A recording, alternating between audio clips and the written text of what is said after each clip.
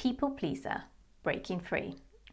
And the guides go, you are on the precipice of breaking free from your people pleasing tendencies.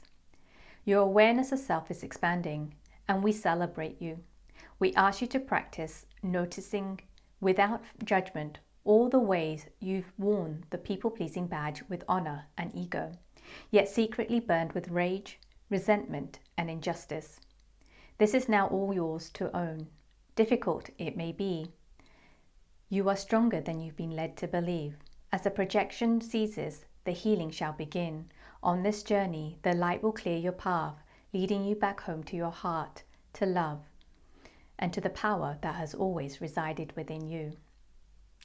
So, I love this message on so many levels, and I can probably talk about this for hours and hours and hours. So I'm going to keep it very, very, very short and just share some tools and ways to recognize your people-pleasing tendencies. And I feel that it is a journey. It's a journey that many of us have been on for years and years and years. But because we are expanding in so many different ways, so I think first maybe we notice the people-pleasing tendencies from our minds, or like in conversations with people, or in our actions and in their behaviors.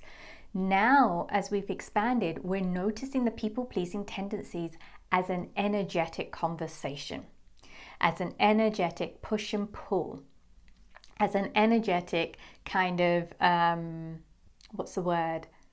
Something boundaries. Oh my God, my brain is so dead at the moment with all the heat. But it's a way of the boundaries being violated. So where your boundaries have been walked over, violated. So there you go. So we are really moving into that. And I think many more of us are going to see how we've kind of leaned into the people-pleasing tendencies, because there has been like this addictive nature to it because of the narratives and the stories that have been behind it. And more, I'll explain this in the next theme as well. So there is this sense of the reason why we can get addicted to it, because it appeases the ego and that good girl and the good boy narrative. So I think all of this is starting to unravel. And I think many more of us right now, we're feeling really, really fatigued, extremely drained, and we might find ourselves lashing out because of the resentment energy, the rage, or their sense of injustice. So all of these things, and then there's also a heaviness to this.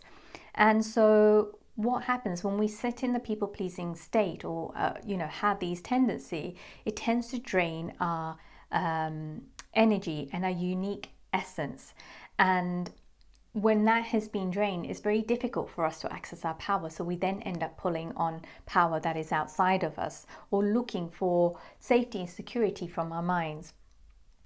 So here are some ways to kind of just recognize how and when these show up. So as empaths, many of you already know that we end up absorbing people's energies, and as we grow through this journey, become much more clear within ourselves and have this real sense of grounded, centered in our hearts, and really, really grounded within ourselves, it becomes really easy to discern what is yours and what is not yours. And I think that this is going to be a whole other exercise this month of really discerning what is yours and what is not yours. Okay, and then also going into what are you carrying that is not yours to carry, and why, and really letting that reveal itself to you. And then what are you projecting that's yours to own, and why, and letting that reveal itself to you. And as you move through this discerning of what is yours, what is not yours, taking ownership of your projections and releasing what is not yours to carry, you'll get more of a sense of yourself, and it will go round. It's a cyclical process, and just keep going and keep going and keep going, and just witness yourself. Be a witness of yourself with so much love, kindness, and compassion, because the following things are going to show up. But just know you are going through this process of expansion and accessing new levels of really releasing that people-pleasing tendencies. So you may experience rage, or this sense of being a victim of life situations and circumstances. Or you may feel that you want someone to come and rescue you, and then therefore, if you're in those kind of things, you're going to be either projecting, or you're going to be pulling on another energy. That is not your energy. And then you may also experience hidden grief, sadness, and loss. Some of you may be feeling the fear of the future, or fear of having no control, or just a sense of confusion. I don't know what is mine. I don't know what is true. I don't know if this is mine, if this is not mine. And I feel that is all part of the process. Again, like I said at the beginning, keep taking the step back, be the observer, just notice what is being pulled to you, and then at the same time keep going within your heart. So if you're trying to process it via your mind, it's going to feel really, really, really confusing. If you allow it to kind of flow through you, move through you, feel the rage, notice the rage, witness it with love and kindness, and then it almost starts to melt. So as I mentioned, resistance is not to be fought or feared. It's simply meant to be held and allow it to melt. So all of these things are really interconnected at the moment. And then as you go through this process is to start to own the parts of yourself. I mean, we all know, yes, I've got this abandonment wound, or I shrink, or I give my power away. We all know about this thing, but really take the time this month to really notice where and when you've abandoned yourself, because this is happening moment to moment by moment. There's a whole new level of awareness for this. How and when you give your power away, how and when, where, which situations do you shrink to fit in? And then this is a key one, overgive to be accepted. And this is really linked to self-worth. So where are you overgiving, whether it's overgiving of your time, whether you're pouring your love into something or someone, and it's over and you're depleting yourself in the process. That's what I mean by overgiving. Or it's crossing a boundary of yours as well, or you feel you need to because you have more than somebody else. So out of guilt, you are overgiving. So really notice that, because all of that is linked to your self-worth. And this is the time as we start to step into our power, we need to know our worth and own our self-worth. And then the last two is like a notice where you envy another for their life that they have, or what they have, who they are, whatever it is in that envy. And then notice where you're leeching on someone else's energy. If someone's pulling on your energy, you may also be leeching on somebody else's energy. And sometimes, if we're feeling really tired, we will pull on someone else's energy. And if you're trying to answer something from your mind, you're more likely to be trying to pull something in to you that in your heart is right for you, but the mind doesn't understand it. So just become aware of all of these different dynamics that are playing out. So I feel also the other words that kind of came in is to step into your power. To step into our power, we must own our crap and not to carry what is not ours.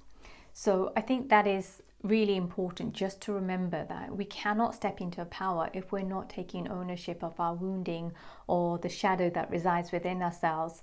And then if we carry on taking on other people's stuff, then we're not standing in our power, and we're then really going into those people-pleasing tendencies. And I feel for me it's been an interesting journey, because this is a journey that I've been on for years. And I would say last year I probably had one of the biggest thing where it is more on the energetic level. And when I had that realization, it's really difficult for my mind to understand, but my body could feel and my heart could feel.